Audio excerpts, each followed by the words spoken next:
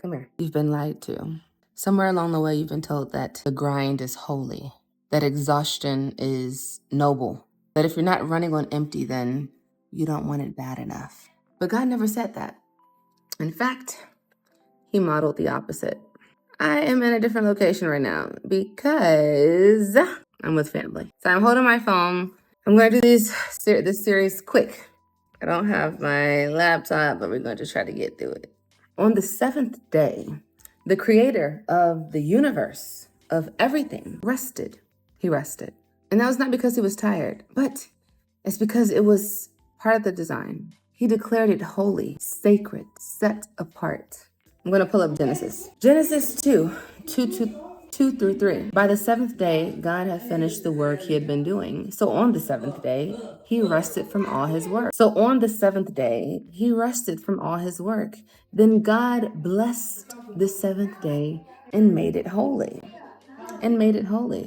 So why do we treat rest like failure? Why do we think hustle proves devotion when really it hides fear?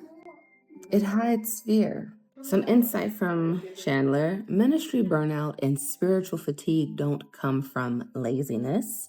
They come from relentless striving, constant output with no intake, work with no worship.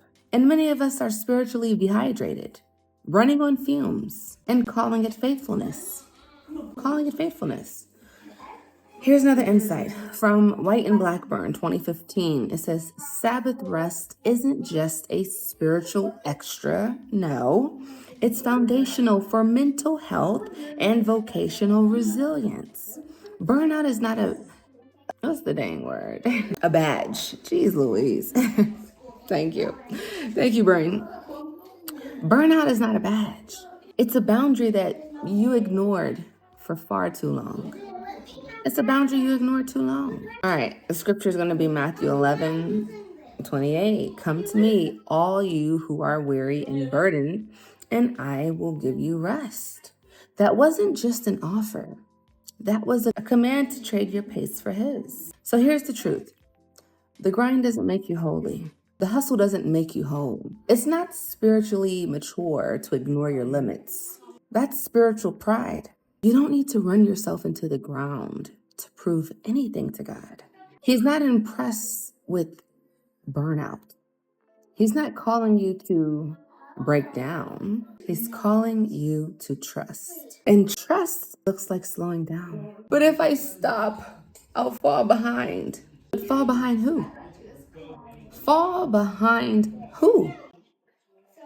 If I rest, everything will fall apart. Then maybe your schedule is held together by fear and not faith. What if rest is the most radical thing you could do this week?